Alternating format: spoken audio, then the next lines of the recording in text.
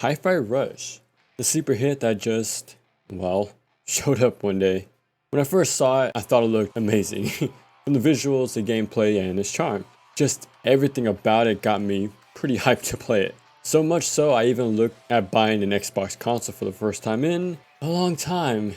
It looked that fun. The thing is, I'm usually late to the Xbox party. I just barely got my Xbox 360 like last year, for example, so yeah, I was kind of expecting to play this work of art like 2 whole console generations later. But as you can tell, we ended up picking one up a bit early this time. This is Combat Overview. Here we go over the general controls, the main mechanics, who or what we use them on, and then seeing how it all comes together. In Hi-Fi Rush, everything moves to the beat. Your movement, the world, your attacks, your enemies' attacks, and so much more. And don't worry about having to time input so you can attack. It'll autocorrect your animations to keep the rhythm and the action of the game going. Speaking of which, to get that started, we got our lights to dish out fast swings, doing a 4-hit combo. They are delay combos here too. One leads into a launcher, sending both of you up, and the other focuses on a single enemy at the beginning, leads into a crowd control ender that also launches. Kinda does it all. Good options to use on the fly depending on the situation. So our heavies with its 3-hit combo, they have more startup compared to our lights, an extra beat in between to be exact. So they have built-in delay before they come out, while lights stay on beat, making them a great way to get used to things. Now before we go any further, even though the game will keep you on track, it does reward and encourages you to match its rhythm. Because if you input your attack on beat, you'll do more damage and get better rankings. So it's worth it in the long run to master this, plus it just feels satisfying to pull this off for an entire fight. But yeah, back to our attacks, they can chain into one another to create unique enders, usual stuff like crowd control enders, some to focus on a single target, and one that'll lead into a launcher. Yeah, can start an air combo which ends with it bouncing him off the ground, launching him to begin. And if you notice, well, it's kind of hard not to, but at the end of the combo, you'll see these circles close in on one another. Tapping X or Y at that moment will have those enders come out. And missing it will drop that ender, not having that huge splash effect to it. And here it is, tap left bumper will use our magnet hook leash thing. It only brings you towards enemies. Great way to continue the action to reach those flying or juggled enemies or anyone far off across the room. Now there's a very useful upgrade to this magnet by tapping LB again once you reach the enemy to flip over him. This will kinda confuse them, keeping anyone still long enough to get a few hits off. Pretty damn useful. Onto defenses, we have this dash step. It has full iframes on it and cancels attacks mid-animation. No slow-mo, perfect dodges, but still a solid tool. There's also options out of it. We have a light attack to loop into our base combos, and a heavy version setting up a launcher. Combine that with dash cancels and there you go. You can set this up with these. Now something else you can do is dash on beat to chain up to 3 of them back to back. You can use your light attacks, then cancel it with the dash, and then loop this for some fast movement. We also have a parry. It'll cover you in all directions, so you don't need to face whoever's attacking. Just as long as you can time it correctly, you'll be fine. It even takes priority canceling attacks too. So on reaction, can parry if needed. And back to back too. Again, enemies attack on beat, just like you. So that can give you a good idea when attacks should come out and when you should parry.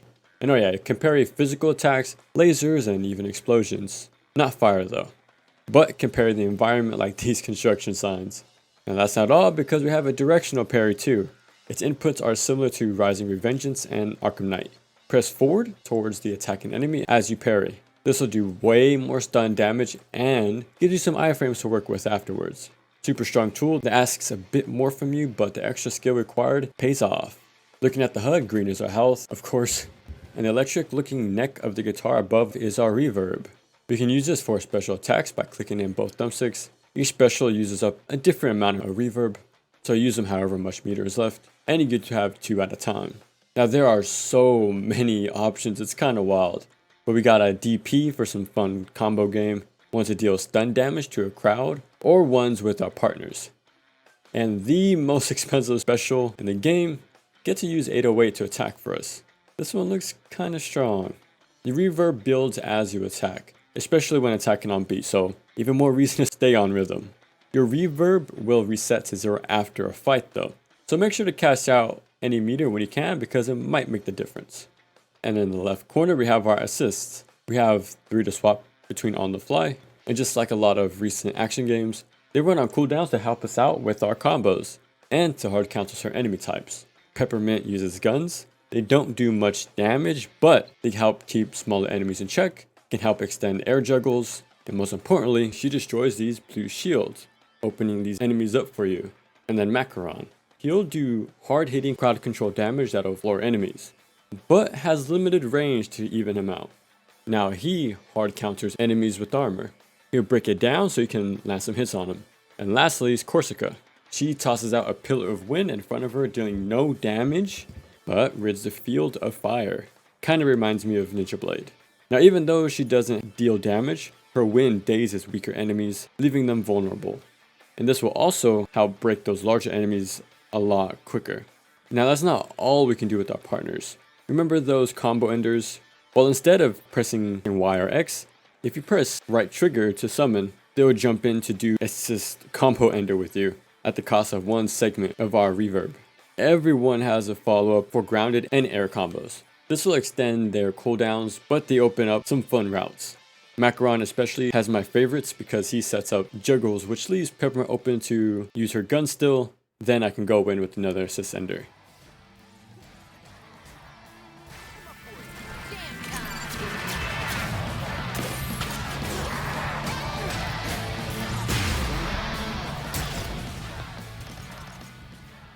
We even have charge attacks for everyone by holding right trigger instead of the quick tap, allowing them to do their unique role a lot better. And they all have a follow-up attack off a parry when summoned. Now with these, they are free of charge, so as long as you can call them out a beat after a parry, they'll drop in. Now they do their job here too. Peppermint can use this follow-up to do way more damage to barriers. Macaron can do heavy damage to armor, and Corsica can launch stunned enemies instantly to start your new air combo. So they have distinct uses even in their parry follow-ups. But it's awesome because sometimes there'll be moments where you'll be waiting around for your cooldowns so you can destroy stronger barriers, so sometimes it takes 2 summons, so you end up kind of waiting around. But these parries and charge options help really push your advantage. Yeah, your strikers play a huge part and have a lot of tools to make them fun in a few ways. And speaking of those enemies, we have these jobbers who are pretty solid beginner enemies to get you used to the game's mechanics since they stagger easily and have easy animations to read for those parries. Gunners who will do their best to run away from you, they'll do a little forward step before firing and will also have a trail across the floor so you can see it from anywhere in the room. And of course the leash magnet is great to move in on them too. These brawler types will put in our barrier, so Peppermint is useful here. And yeah, they'll do these little pumps before attacking so you can really see their next move. And if you're far away, they'll do a lunge attack or this dive on you. So you gotta be careful about your distance with these. Guys with shields, they'll do a quick forward poke while they have it, but of course call Macaron to open them up. Then it's just to use those sword swipes from these guys. And these boxers, they'll put fire on their fists, which means you can't parry their rapid jabs. But that's where Corsica comes into play, clearing the fire from their hands and the field. They'll do a little shadow boxing before moving in on you with 3 fast punches. And once you're too far away, they'll use that chance to buff up and place fire everywhere. There's a lot more, but they're super fun and make things pretty interesting when grouped in specific ways, because you have to approach them differently depending on range and their abilities. So these tougher enemies will have a stun gauge, the yellow meter above their head. To chip away at it, land timed attacks, and by parrying them. Once broken, they can be launched, juggled, and just easily comboed with anything from here. But while their stun gauge is around still, they won't be staggered at all by your attacks. So the moves will come out no matter what you do. Kinda like poise or hyper armor. So they'll be walking tanks until you break them. Now these specialist enemy types have a desperation attack. They'll glow orange, stopping all your base attacks from doing much.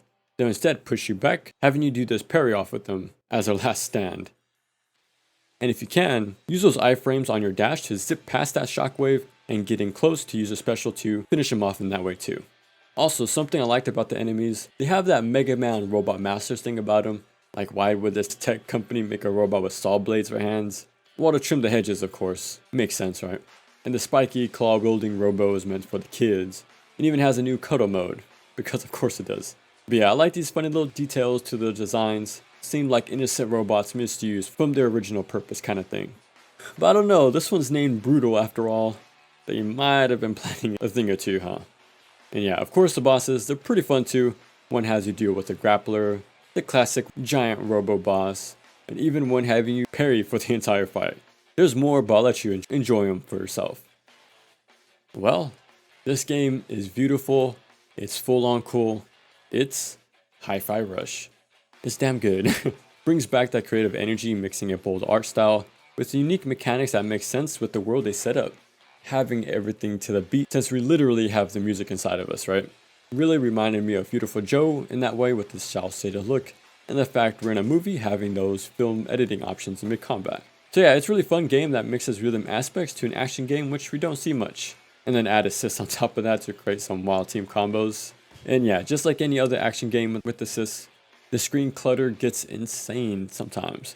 Since you're tossing out shockwave enders after a ring appears right in the middle of the screen as you toss out every assist you can to cause more chaos. Gets kind of wild, but it's pretty fun still. And it might be hard to join the game's rhythm at first, but they help you out a lot. The game's background music is there, 808 blinks to the beat, so does your HUD. There's also this ring beneath you to let you know the timing. Even the world around you bounces along. There's even an on-screen timer like it's a rhythm game. So whichever way you go about it, eventually it does become muscle memory and you'll get things down in no time. And going through it on hard and a bit on very hard, from what I can tell they didn't remix enemy placements. They're definitely more aggressive and timing is a bit more strict each time you go up. But going back with your full team lets you unlock new paths and find upgrade parts and those secret missions. There's also Rhythm Tower. Go from floor to floor dealing with set waves of enemies with your one life to make it as far as you can. Bloody Palace, basically. Nice thing is you can earn gears here to spend on upgrades to use in story or any other mode. No surprise, but definitely check it out if you can. It'll be a jam session you won't forget. Let's make some noise.